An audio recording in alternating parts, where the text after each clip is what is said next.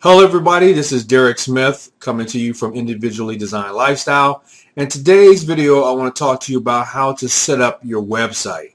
Okay, so hopefully you now have that a domain name registered and you have a hosting account, which is what I talked about in one of my previous videos.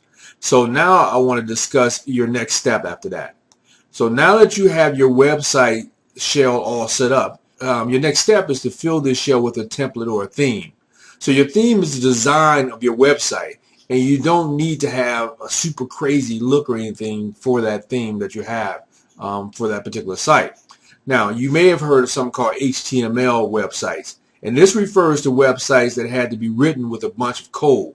So while these are still very much in effect today, they take a lot of maintenance and they take a lot of time to do. And they're also expensive and time consuming to actually build these things. So today you want to install a WordPress theme. And there are literally thousands of free and paid themes in just about every color, every type that you can imagine out there.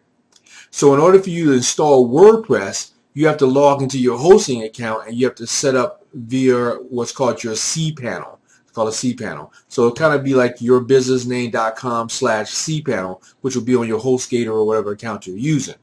Now, how this method works is going to vary a little depending on the hosting company that you choose. The most popular ways of installing WordPress is with something called Fantastico or Softaculous. When I use my HostGator account, they have Fantastico and other means for putting on your WordPress account. Now, here's a quick screenshot of what you need to look for. This screenshot that you see is the Softaculous apps installer. Okay, and you see my red arrow that's there for WordPress, and you just basically click on that WordPress arrow. Now, once you click on WordPress, you follow the instructions again. And again, if you get stuck, then you can just call and ask your hosting company for a tutorial on how to do this. Now, if you look at the very top of your cPanel when you're in there, there's usually a help button there as well.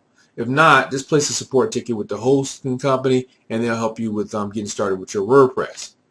Now, the next thing is during that setup process, you're going to be able to ask if you want to have, if you want to email your user login and password information to you.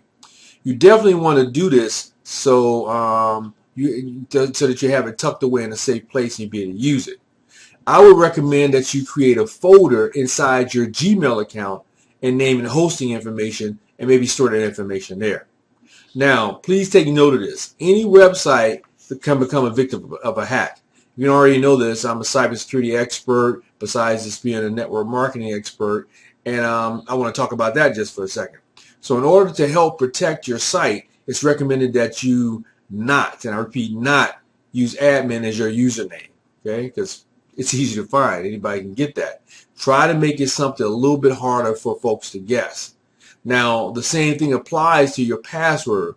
Don't use sequential numbers like 1, 2, 3, 4, 5 or something. Don't use birthdays, your phone number, your house digits, things that people can find if they Google you or go on Facebook or something like that. Okay?